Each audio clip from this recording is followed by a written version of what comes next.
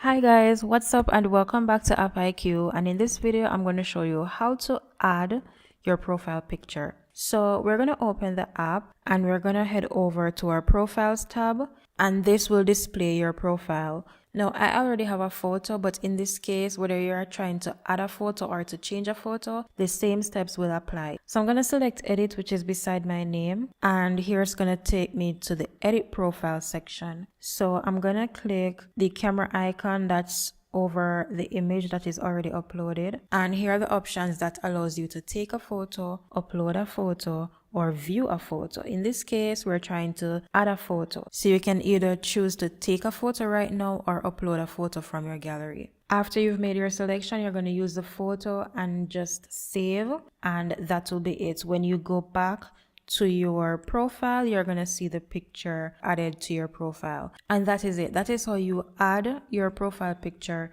to your TikTok profile. Very easy and very simple.